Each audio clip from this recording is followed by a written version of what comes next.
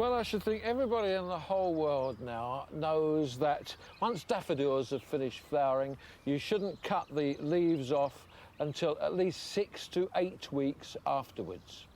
But I must admit that the foliage does look pretty ugly, and I think that this is a good example of how to deal with it. What you do is to plant large-leaved herbaceous plants around the daffodils that will die down in the winter.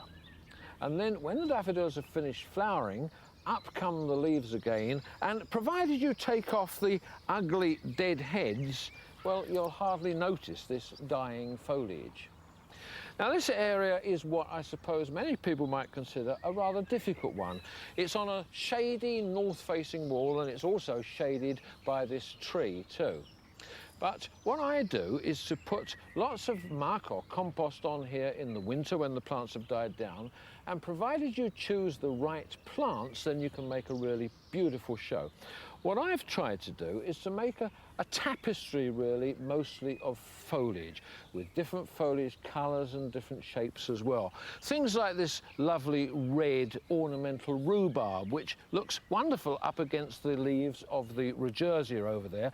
A whole range of different coloured hostas and pulmonarias too, and that's going to look really nice.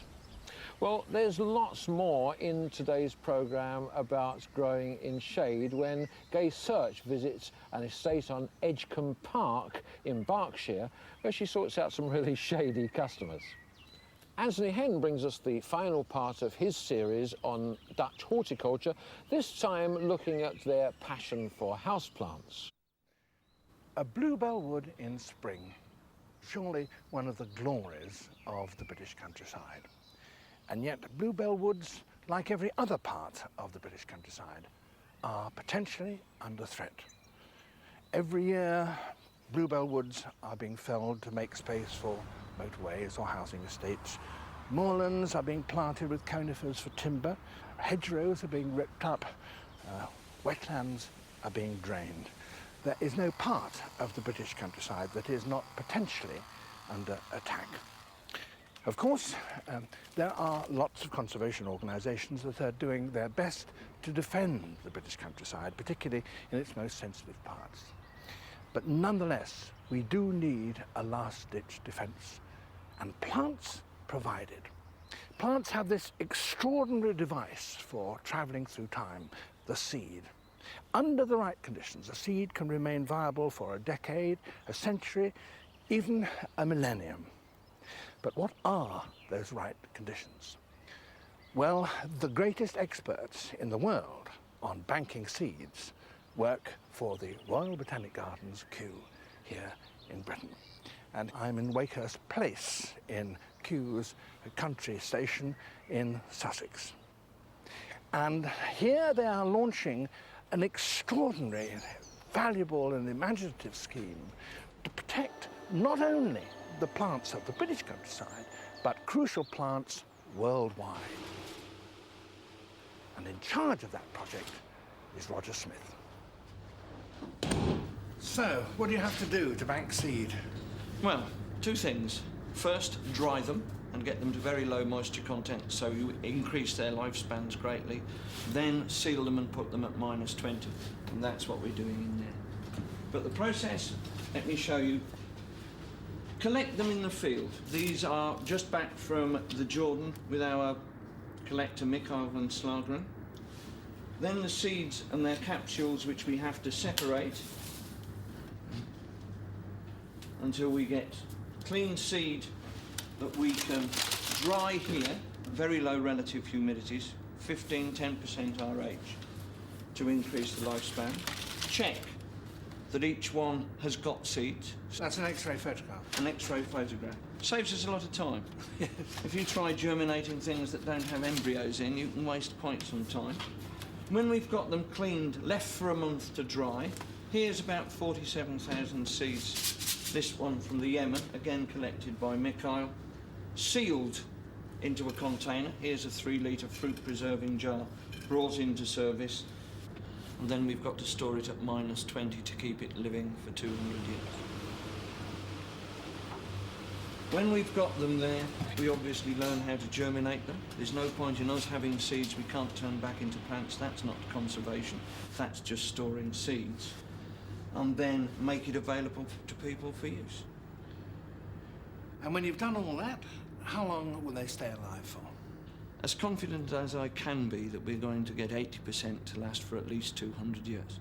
Some of the long-lived legumes will go right through the millennium, I'm quite sure.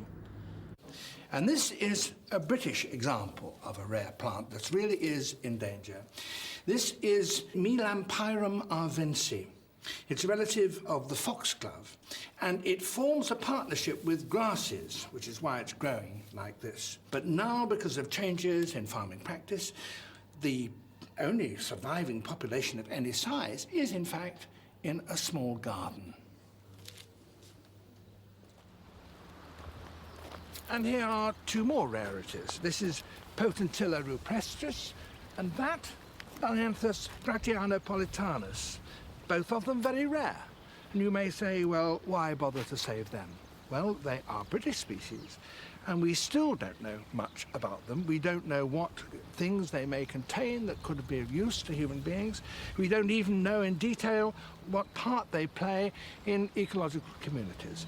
By saving their seed, by making sure that they will survive, we're giving scientists a breathing space to find the answers to those kind of questions. There are lots of new plants coming into this country now from places like South Africa, and they're providing an entirely new dimension for British gardeners. They're superb plants that will flower right the way through the summer, though some of them, I must say, do have one slight disadvantage in that they won't open unless there's sunshine. But of course, if this summer is anything like last summer, that's not going to be a problem. But things like the osteospermums, for example, produce these daisy flowers right the way through to the first frost. There are lots of different varieties, and don't they look wonderful? Then there are plants like this verbena. There are quite a few varieties, though. This one is called Sissinghurst. And the nemesias too, these are actually scented as well, and they'll go right on absolutely massed with flowers. And then things like this lovely variegated-leaved Felicia, absolutely beautiful. Now these are tender perennials, but don't let that word tender put you off, because they are very easy to keep over the winter. You take cuttings from them around about August time, and they strike very easily indeed, and then you can keep them over the winter in a cold frame in warmer places, or in colder places on the spare room windowsill. I bought one variety of each plant last year, and this year I've managed to completely fill a small cold frame with them. And when they're planted out, they really make a smashing show. Now, I must admit I have cheated a little bit here, because I've used my bigger stock plants, the ones that I took the cuttings from, but of course you could do that next spring as well. Now, though they're quite small at the moment, many of these will put on a lot of growth during the season. This Euryalps, for example, will grow to about 3 feet, and it'll be covered with these lovely acid yellow daisies right the way through the season. Now, bear in mind that these are all sun lovers, so give them the sunniest spot in the garden, and that they also must have good drainage. So if you've got heavy soil, incorporate a bit of coarse grit. And notice too that here I have actually raised up the borders, and that will help the drainage too. Now, the one thing these plants don't want is nutrients, so don't put on any manure or compost, and certainly not fertiliser, or you'll get lots of growth at the expense of flowers. It's almost a case of the poorer the soil, the better. Now, when it comes to planting, don't, for heaven's sake, forget the Argyranthemums. These come in all sorts of shapes and sizes, and colours too, from the yellows and the pinks to this lovely double whites. That's Edelweiss. But I suppose that my all-time favourites are the Diaceas, and I found a couple of new ones at Chelsea last week. This one is called Red Start, and it's got to be the reddest Diacea that I've ever seen. Now, these won't actually grow very tall, but they do spread out quite a lot, and they will be covered with flowers right the way through the season.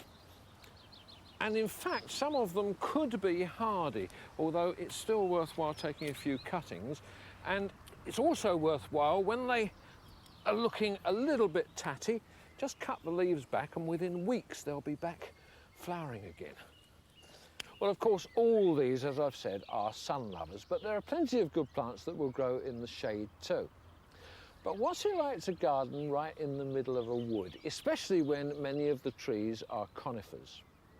Well, Edgecumbe Park was first laid out 30 years ago in what was part of the old Windsor Great Forest in suburban Berkshire. Gay Search has been to have a look.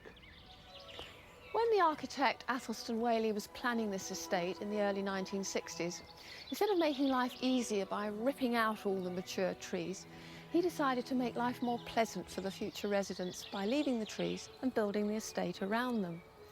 So, if the proposed site of a house was too close to a tree, then the site was moved. And the roads don't go straight from A to B by the shortest possible route. They meander through the trees. Certainly 30 years on, Edgecumbe Park is a green and pleasant land. But what's it like to garden when you live in a woodland? Alfred and Margaret Bashford moved into their house 33 years ago when it was newly built. Well, it was advertised as being an open plan type of setting, and they were going to keep the trees. So when we came out here and saw what the situation was, it appealed to us right away. What's it like living with all these big mature trees? Oh, it's very nice. It's very nice to have them around. It's sort of like a natural plot. So it's sort of not a lot of work either in the garden. We just cut the grass, and of course when autumn comes we have to rake the leaves. But And what about the lawn? Because grass under trees is notoriously difficult. But we have a good crop of moss. As long as it stays green, that's it good enough. You can't have everything.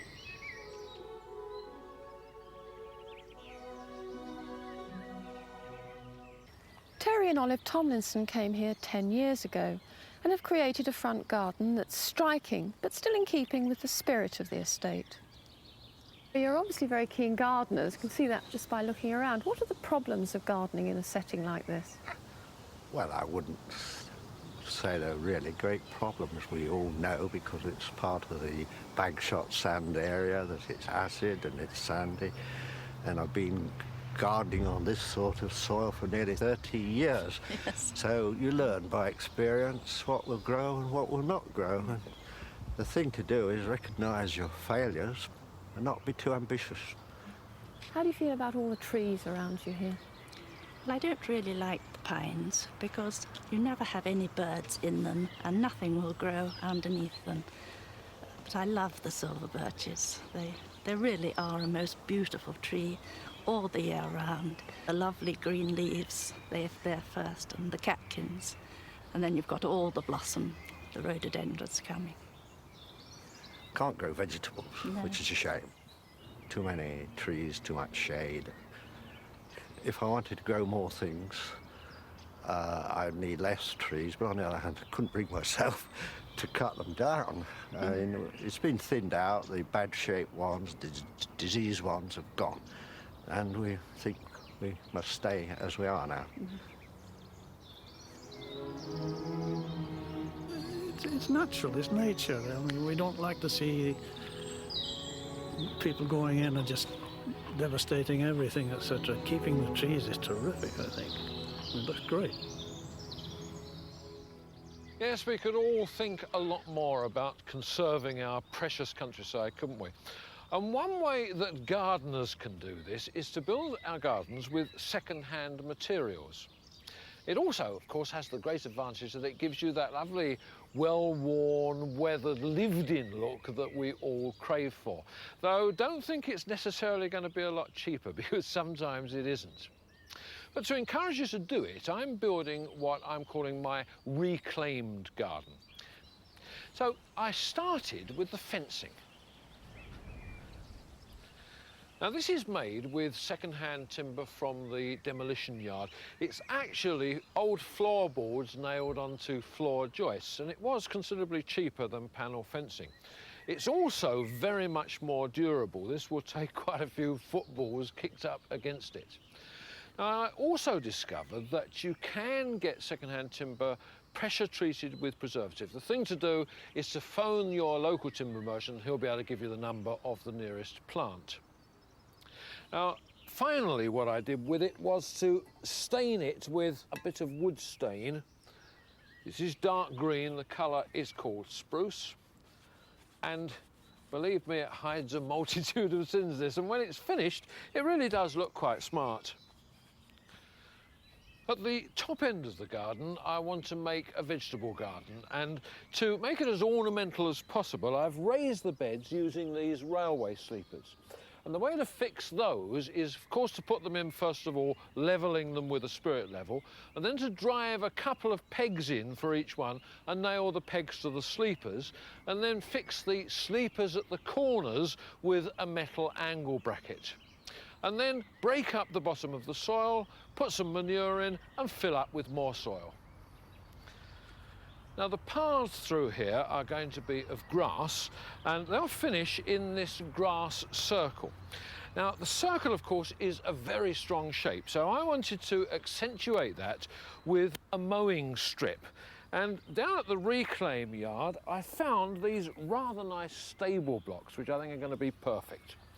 Now, when you make the circle, to mark it out, first of all, quite obviously, you need a post in the centre. So keep that there right the way through, and I'll show you why in a minute.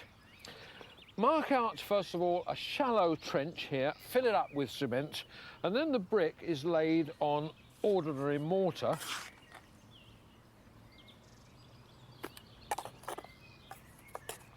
Like this.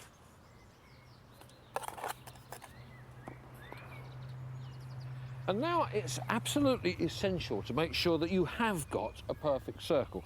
So you tie a little knot in your line like that, and that must come to the end of the brick. That's fine.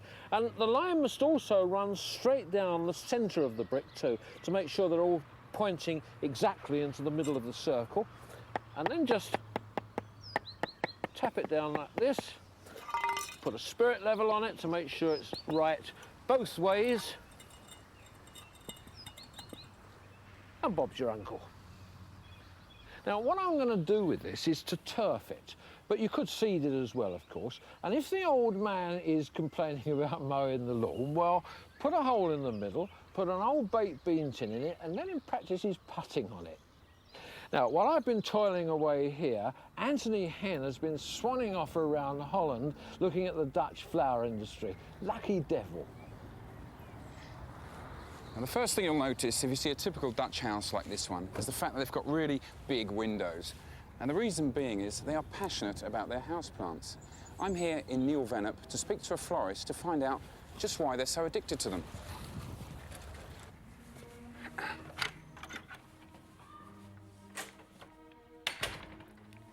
Back home in England, if we don't get 10 years out of our rubber plants, we're terribly disappointed. Here in Holland, they've got a totally different philosophy. It's not for always, not for years. You know, it's like you buy your milk every day, so it's the same here with the flowers and the plants.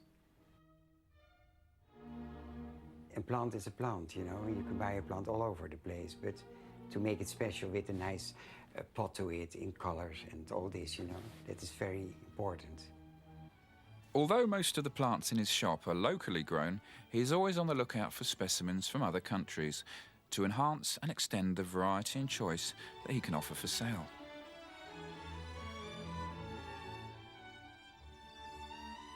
Like everyone involved in the Dutch flower industry, he combines an enthusiasm for plants with a sharp commercial acumen. Green plants are very famous.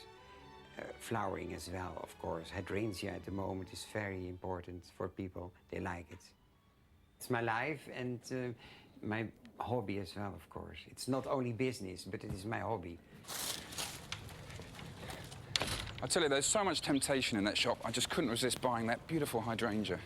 Now, I've merely scratched the surface of the vast Dutch horticultural industry. The trouble is, they are so damn good at it. I can't wait to get home to try and beat them at their own game.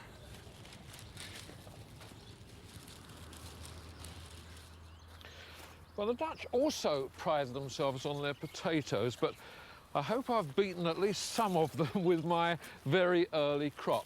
Now, you may remember that I covered this originally with clear polythene, and then when the frosts came, I covered the polythene with a bit of this horticultural fleece in order to give them a double protection, but it still touched the leaves, as you can probably see.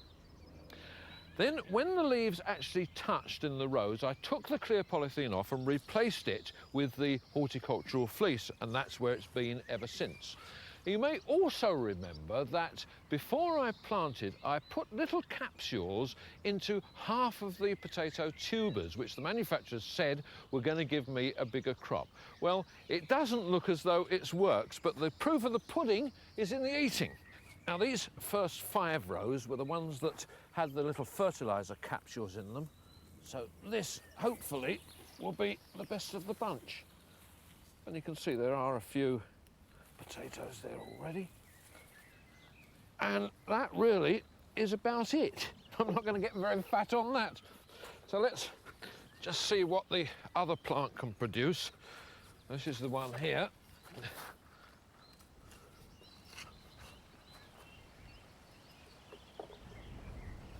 Well, they certainly look round about the same. If anything, a little bit better, these. Let's have a look at that.